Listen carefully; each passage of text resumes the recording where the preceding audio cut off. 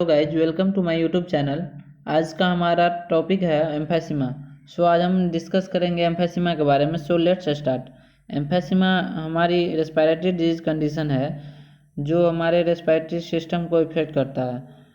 एम्फेसिमा का Greek meaning inflation होता है। इन्फ्लेशन इसलिए क्योंकि एम्फेसिमा में जो हमारी एयर सैक है उसमें ओवर इन्फ्लेशन हो जाता है, इसलिए एम्फेसिमा का ग्रीक नेम इन्फ्लेशन होता है। No guys, first of all हम डिस्कस करेंगे व्हाट इज एम्फेसिमा। तो emphysema it is a chronic disorder in which alveolar wall are damage due to which respiratory surface is decrease, destruction of elastic fibre. यानी कि it is a chronic disorder, यानी ये long term disease है। Then ये progressive disease होती है और ये जिसके कारण एल्वेओलर वॉल डैमेज होती है और ये इरिवर्सिबल डिजीज, यानी कि अगर ये सीवियर तक पहुंच जाए तो नॉर्मल कंडीशन तक नहीं आ सकती है। उसके साइन एंड सिम्टम को कम किया जा सकता है। अगर ये सीवियर तक पहुंच जाए, यानी सीवियर तक पहुंचने के बाद मैल पर नहीं आ सकती है। दिस इज वाई, क्योंकि ये इरिवर्सिबल डिजीज या परमानेंट डिजीज कंडीशन है। अगर एम्फेसिमा के साथ क्रोनिक ब्रोंकाइटिस भी हो तब यूजुअली क्या होता है, एम्फेसिमा के साथ क्रोनिक ब्रोंकाइटिस भी होता है एंड ये दोनों डिजीज कंडीशन मिलकर COPD यानी कि क्रोनिक ऑब्स्ट्रक्टिव पल्मोनरी डिजीज बनाती है। ये कंडीशन किसकी है? COPD की। इट्स मीन्स ये एयर फ्लो को ऑब्स्ट्रक्ट करती है। एम्फेसिमा मेनली इफेक्ट क्या करता है? रेस्पिरेटरी यूनिट को इफेक्ट करता है। What is respiratory unit? Respiratory unit यानी कि हमारा जो रेस्पिरेटरी पार्ट है जो है वो नोज से स्टार्ट हो जाता है, उसके बाद pharynx, larynx and then trachea. Trachea हमारा डिवाइड हो जाता है right primary bronchi right lung में, लेफ्ट लंग में। Right primary bronchi then secondary bronchi में डिवाइड होती है। Secondary bronchi then tertiary bronchi में डिवाइड होती है। टर्शियरी ब्रोंकाई देन और स्मॉलर एयरवेज बनाती है, स्मॉलर एयरवेज में डिवाइड हो जाती है, जिनको बोलते हैं हम ब्रोंक्यूल्स।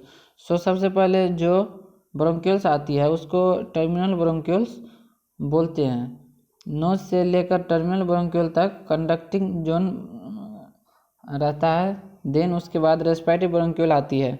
रेस्पिरेटरी ब्रोंक्यूल के इंच पे एल्वेओलर डक्ट और एल्वेओलर डक्ट से कनेक्ट होती है एल्वेओलर सैक, और ये रेस्पिरेटरी ब्रोंक्यूल से एल्वेओलर सैक तक हमारा रेस्पिरेशन में इन्वॉल्व होता है।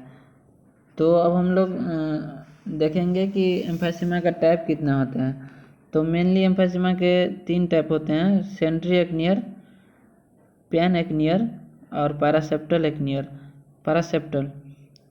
तो सेंट्री एक्नियर देखेंगे, effect the alveoli and airway in the central acinus, destroy the alveolar wall. इसमें जो होता है एल्वेओला और एयरवे इफेक्ट होता है। उसके बाद देखेंगे पैन एक्नियर, इफेक्ट द होल एक्नस। इसमें मतलब जितने भी एक्नस होता है पूरा डैमेज होता है। और पैरासेप्टल में terminal bronchiole, respiratory bronchiole, alveolar duct and alveolar sac सारा मतलब डिस्ट्रैक्ट हो जाता है। अब हम लोग गैज देखेंगे एम्फेसिमा का साइन एंड सिम्टम्स। तो साइन एंड सिम्टम्स में देखेंगे कि जब एम्फेसिमा रहेगा तो उसको कैसा साइन एंड सिम्टम दिखेगा। फर्स्ट ऑफ ऑल देखेंगे कि चेस्ट पेन होगा, शॉर्टनेस ऑफ ब्रीथ रहेगा, एक cough that produce a lot of mucus, मतलब कफ रहेगा जिसमें बहुत सारा म्यूकस प्रोड्यूस होगा, डिफिकल्टी इन स्लीप। तो गैज अब हम लोग देखेंगे एम्फेसिमा का पैथोफिजियोलॉजी। तो first of all cigarette smoke या अल्फा-1 एंटी ट्रिप्सिन डेफिशिएंसी या इनहेल टॉक्सिक। तो इन्फ्लामेशन कॉज होगा, अगर इन्फ्लामेशन कॉज होगा तो एल्वेओलर वॉल डैमेज करेगा। उसके बाद सरफेस, अगर एल्वेओलर वॉल डैमेज होगा तो सरफेस एरिया डिक्रीज होगा तो breakdown of elastic in connective tissue. उसके बाद एल्वेओलर वॉल लूज होगा लूज होगा तो एल्वेलर इनलार्ज हो जाएगा, तो फिर वो इनलार्ज होने के बाद नॉर्मल कंडीशन में नहीं आएगा, तो एम्फेसिमा कॉज करेगा। नाउ अब हम लोग देखेंगे गाइज कॉम्प्लिकेशन ऑफ एम्फेसिमा। तो इसमें क्या कॉम्प्लिकेशन रहेगा, रेस्पिरेटरी फेल्योर होगा, cause of pneumonia, heart failure का भी चांसेस रहता है, रेस्पिरेटरी एसिडोसिस, हाइपोक्सिया, कोमा में जा सकता है, etc। अब देखेंगे इसका डायग्नोस्टिक इवोल्यूशन।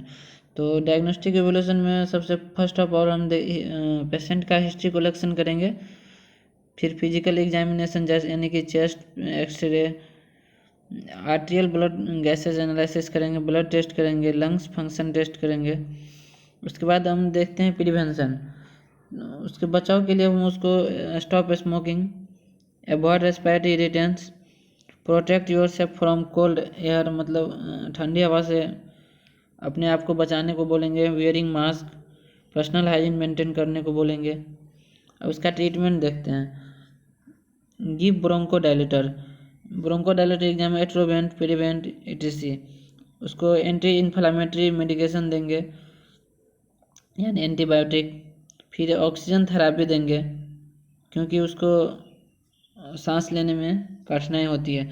सर्जिकल मेथड देखेंगे, सर्जिकल मेथड जैसा कि हम लोग ब्रोंकाइटिस में देखते थे, bullectomy, removal of bulla, lungs volume reduction, lungs transplantation. So guys इसके बचाव के लिए हम लोग इतने मेथड देखेंगे। तो गाइज आज का हमारा टॉपिक एम्फेसिमा कंप्लीट हो चुका है।